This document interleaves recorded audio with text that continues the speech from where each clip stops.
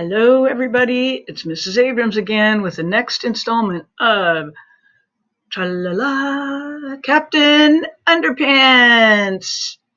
And we left off at the end of chapter 9 with George and Harold finally getting their hypno ring in the mail.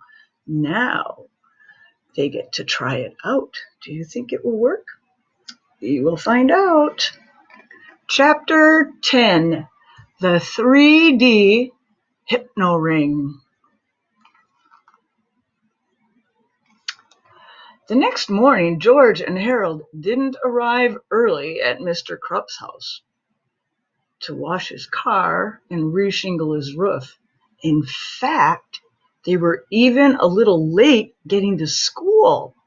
When they finally showed up, Mr. Krupp was standing at the front door waiting for them. And boy, was he mad.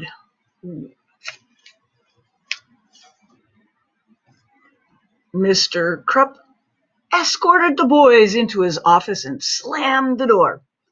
All right, where were you two this morning? He growled. We wanted to come over to your house, said George, but we were busy trying to figure out the secret of this ring. What ring? Snapped Mr. Krupp. George held up his hand and showed the ring to Principal Krupp. It's got one of those weird patterns on it, said Harold. If you stare at it long enough, a picture appears. Well, hold it still, snarled Mr. Krupp. I can't see a darn thing. Well, I have to move it back and forth, said George, or else it won't work. Mr. Krupp's eyes followed the ring back and forth, back and forth, back and forth. You have to stare deeper into the ring, said Harold. Deeper, deeper, deeper, deeper, deeper. You are getting sleepy, very sleepy, said George. Mr. Krupp's eyelids began to droop. I'm so sleepy, he mumbled. After a few minutes, Mr. Krupp's eyes were closed tight, and he began to snore. You are under our spell, said George. When I snap my fingers, you will obey our every command. I will obey, mumbled Mr. Krupp.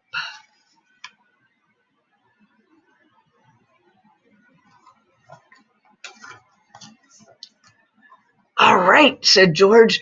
Have you still got that videotape of me and Harold? Yes, mumbled Mr. Krupp. Well, hand it over, Bub, George instructed. Mr. Krupp unlocked a large file cabinet and opened the bottom drawer. He reached in and handed George the videotape. George stuffed it into his backpack. Harold took a different video out of his backpack and put it into the file cabinet. What's that video? Asked George. Oh, it's one of my little sister's old Boomer the Purple Dragon sing-along videos. Nice touch, said George. Chapter 11, Fun with Hypnosis. When Harold bent down to close the file cabinet, he took a quick look inside. Wow, he cried, look at all the stuff in here. The file cabinet was filled with everything Mr. Krupp had taken away from the boys over the years. There were slingshots, whoopee cushions, skateboards, fake doggy doo-doo. You name it, it was in there. Look at this, cried George, a big stack of Captain Underpants comics. He's got every issue, said Harold.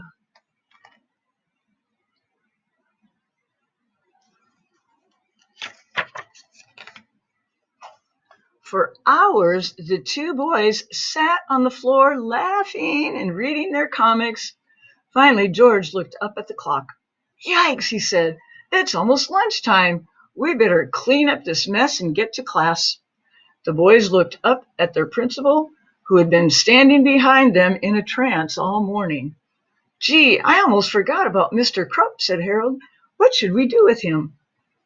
Do you want to have some fun? Asked George. Why not? Said Harold. I haven't had any fun in the last 4 to 6 weeks. Cool, said George. He walked up to Mr. Crump and snapped his fingers. You are a chicken, he said. Suddenly, Mr. Crump leaped onto his desk and flapped his arms. Cluck, cluck, cluck, cluck, he cried, kicking his papers off the desk behind him and pecking at his pen and pencil set. George and Harold howled with laughter. Let me try, said Harold. You are a monkey.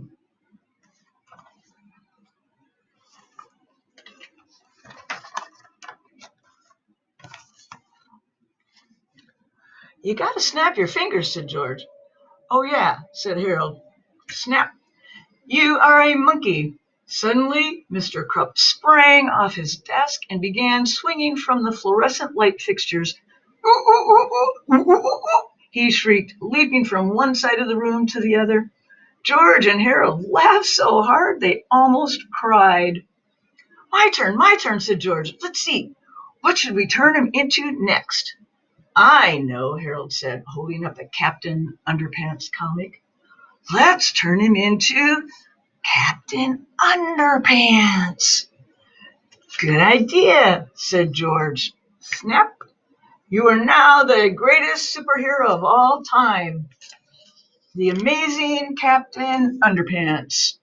Mr. Krupp tore down the red curtain from his office window and tied it around his neck. He took off his shoes, socks, and pants, and his awful toupee. That's his fake hair. That's what a toupee is. Tra-la-la, he sang. Mr. Krupp stood before them, looking quite triumphant. With his cape blowing in the breeze of the open window, George and Harold were dumbfounded. You know, said George, he kind of looks like Captain Underpants. Yeah, Harold replied. After a short silence, the two boys looked at each other and burst into laughter. George and Harold had never laughed so hard in all their lives. Tears ran down their faces as they rolled about the floor, shrieking in hysterics. After a while, George pulled himself up from the floor for another look. Hey, George cried. Where'd he go?